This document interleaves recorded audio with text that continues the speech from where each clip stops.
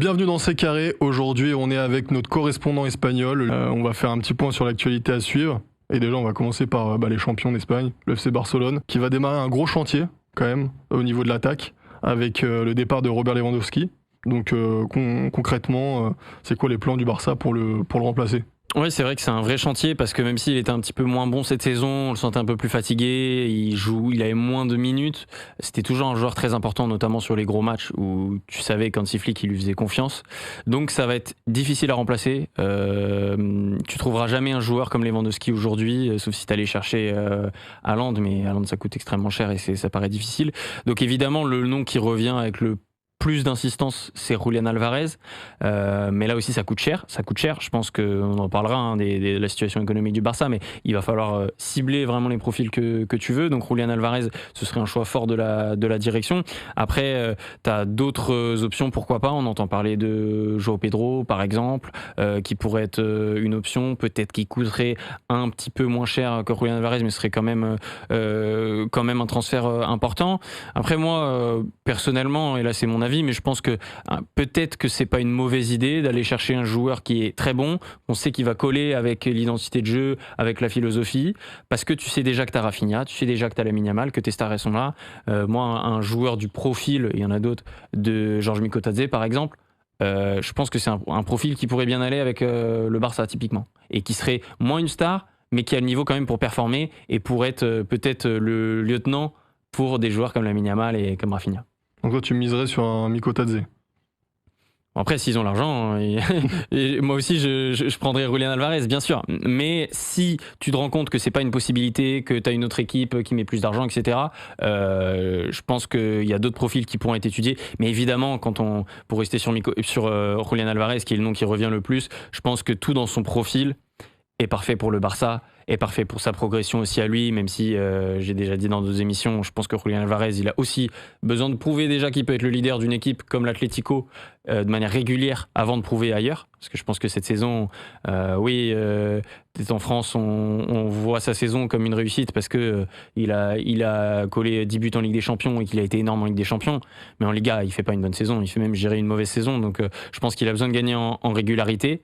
Et que ce soit à l'Atlético, au Barça ou ailleurs, ce sera avant tout sur ça qu'il faudra qu'il progresse la saison prochaine. Surtout qu'en plus, il est dans les rumeurs avec le PSG aussi un peu.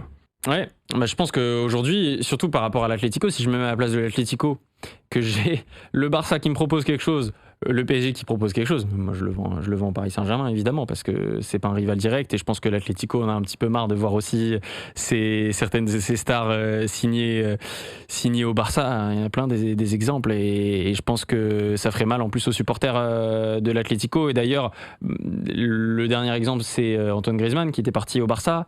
Bon, c'était pas très bien passé pour lui, mais à ce moment-là, les supporters de l'Atlético lui en avaient beaucoup voulu. Finalement, il est revenu, c'est redevenu un idole. Mais à ce moment-là, t'entendais, là, ces dernières semaines, quand il y a eu ce fameux hommage à Antoine Griezmann, t'entendais tout le monde dire un peu, laisser passer le message à Julián Álvarez que, mec, soit tu peux rester à l'Atlético et devenir une telle star, soit tu peux partir et on va t'oublier et la prochaine fois qu'on sera dans le stade, on va t'insulter. Je pense qu'il y a beaucoup de supporters qui pensent un petit peu comme ça. Évidemment, faut pas insulter, mais en tout cas qui lui en voudraient.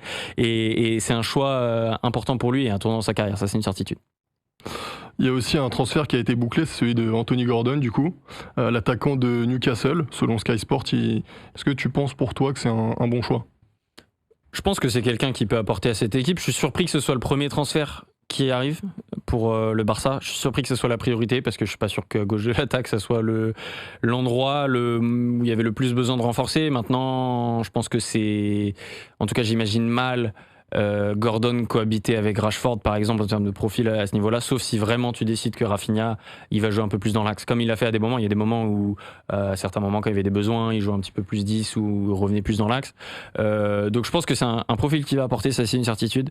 S'il est bouclé aussi vite, je pense que c'était une volonté aussi d'Hansi Flick. Donc pourquoi pas, je demande à voir. Je suis surpris que ce soit le premier nom, surtout que c'est fait très rapidement, etc.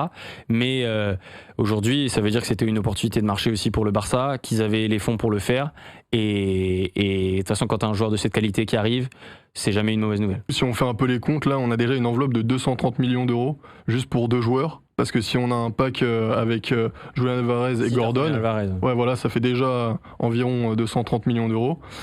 Ou alors, si tu as Joao Pedro, dont on a parlé tout à l'heure, qui vient, ça pourrait être quand même 150 millions à mettre directement du Barça pour l'attaque. Et donc, avec les problèmes financiers qu'on a beaucoup entendu parler au niveau du Barça, comment ils pourraient faire pour financer ces transferts?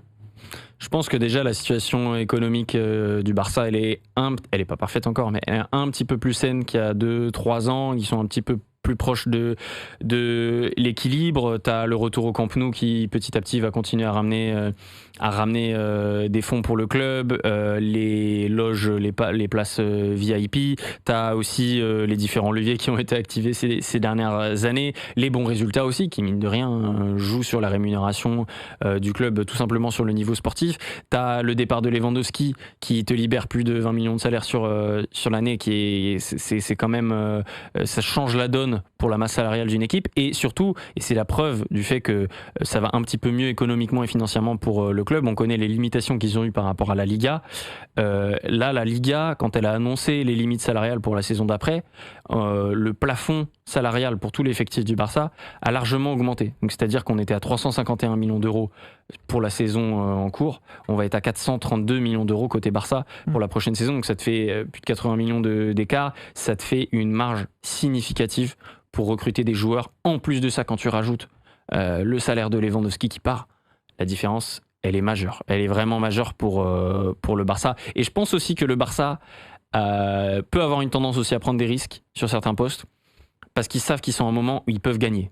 Ils peuvent gagner dès maintenant. Ils pourront aussi gagner dans 5 ans, mais ils peuvent gagner dès maintenant. Et donc en fait, c'est quand tu peux gagner, tu prends des risques. C'est comme en NBA, quand tu peux gagner, que tu as un pic de fin de round, tu essayes de trader pour avoir un meilleur pic et avoir l'équipe qui peut gagner tout de suite. Ou tu vends tes pics pour échanger un joueur tout de suite. C'est pareil, là, ils peuvent gagner tout de suite. Donc autant aller gagner tout de suite, autant aller recruter. Par contre, je pense que quand même, ils ont une limitation qui les oblige à vraiment cibler 2-3 postes pour investir sur ces postes-là. Et parfois plus faire du bricolage sur d'autres, ou alors prendre des joueurs en prêt, ou trouver des solutions. Et donc pour conclure sur le Barça, toi ça serait quoi ta priorité? Non, la priorité c'est de recruter un remplaçant pour Lewandowski, c'est une certitude. C'est pour ça que j'étais un petit peu surpris que le transfert de Gordon, même si Gordon c'est un attaquant, mais il peut apporter, pourquoi pas aussi jouer dans l'axe, ou en tout cas apporter des choses à cette équipe, permettre à d'autres joueurs de jouer à d'autres postes. Mais non, je pense que la priorité c'est d'acheter un avant-centre, et parce que sinon t'auras un vrai manque cette saison si tu n'achètes pas un avant-centre. En tout cas, merci beaucoup Edgar d'être passé avec nous. Tu reviens quand tu veux dans ces carrés. Et le studio est super sympa en plus. Et puis pour finir, merci aussi à toi qui nous regarde. Et puis dis-nous ce que t'attends de la saison prochaine du côté espagnol.